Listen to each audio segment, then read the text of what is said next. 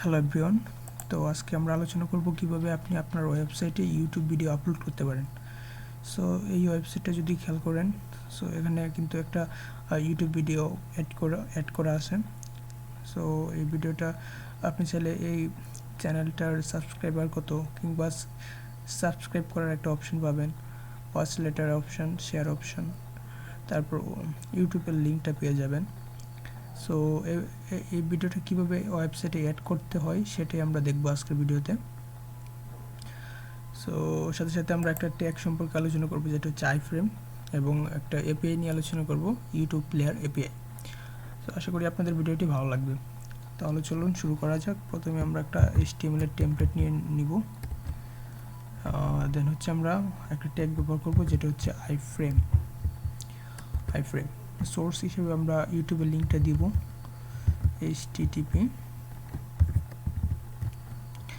দেন হচ্ছে আমাদের ইউটিউবের লিঙ্ক www.youtube.com, দেন হচ্ছে আমাদের এমবেড দিতে হবে, এটা হচ্ছে লিঙ্কের অংশ। দেন হচ্ছে আমরা ভিডিওর আইডিটা দিয়ে দিব। সো আমরা ভিডিওর আইডি কোথায় পাবো? আপনি জাস্ট ইউটিউবে চলে যান। ইউটিউবে যাওয়ার পর আপনার যে ভিডিওটা ওয়েবসাইটে অ্যাড করতে চাচ্ছেন সেই ভিডিওতে চলে যান। জাস্ট আমি এক্সাম্পল হিসেবে যদি এই ভিডিওটা দেখাই, সো আমি ধরেন যে এই ভিডিওটা অ্যাড করতে চাচ্ছি আমার ওয়েবসাইটে। সো এই ভিডিওটার লিঙ্কটা যদি খেয়াল করেন, তো ইকুয়াল সাইনের পর কতগুলো ওয়ার্ড এখানে আছে, এই ওয়ার্ডগুলো প্রত্যেক একসাথে হচ্ছে এই ভিডিওর আইডি। সো প্রত্যেকটা ভিডিওরই একটা স্পেসিফিক আইডি থাকে। সো আমি এই আইডিটা কপি করে নিলাম। এখন যদি আমি এই আইডিটা এখানে পেস্ট করে দিই এবং সেভ করে রান করি, তাহলে দেখবেন যে এই ভিডিওটা এখানে চলে আসবে। সো দেখতে পাচ্ছেন এই ভিডিওটা কিন্তু আমাদের ইউটিউবে আমাদের ওয়েবসাইটে চলে আসছে। সো এবার আমরা এপিআইটা সম্পর্কে আলোচনা করব। সো এপিআই ব্যবহার করলে আমরা এক্সট্রা কী ফ্যাসিলিটিস পাবো সেটা দেখব। সেই জন্য আমরা ইউটিউব প্লেয়ার এপিআই লিখে সার্চ দিবেন।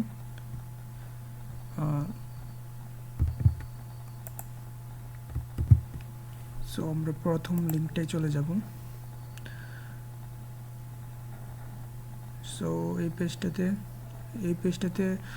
এই এপিআই সম্পর্কে ডিটেলস বর্ণনা দেওয়া আছে। আপনারা এই পেজের লিঙ্কটা আমি দিয়ে দিব, আপনারা সেখান থেকে গিয়ে বিস্তারিত জেনে নেবেন। সো এখানে ডেমো কোডও দেওয়া আছে, আপনারা এই কোডটা দিয়ে ট্রাই করতে পারেন। সো এটা জাভাস্ক্রিপ্ট দিয়ে করা, এটা একটু কমপ্লিকেটেড, তবে জাভাস্ক্রিপ্ট দিয়ে বুঝতে পারলে অবশ্যই বেটার, জাভাস্ক্রিপ্টে বেটার অপশান।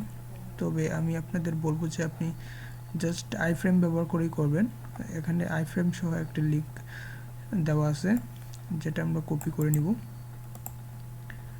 কপি করে জাস্ট এখানে পেস্ট করে দিব এবং যে ভিডিওটা চাচ্ছি সেই ভিডিওটার আইডিটা দিয়ে দিব।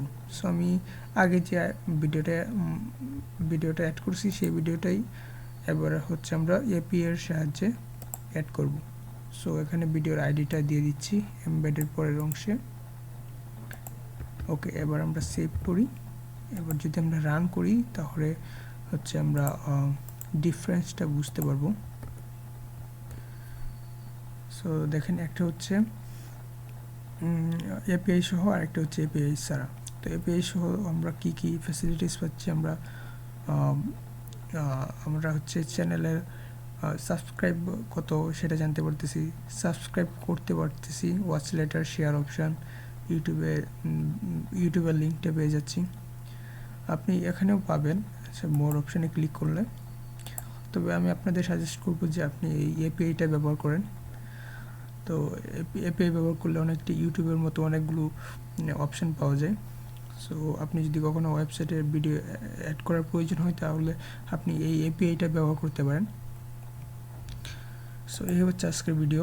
আশা করি কীভাবে ওয়েবসাইটে ইউটিউব ভিডিও অ্যাড করতে হয় সেটা নিয়ে আপনাদের আর ঝামেলা থাকবে না।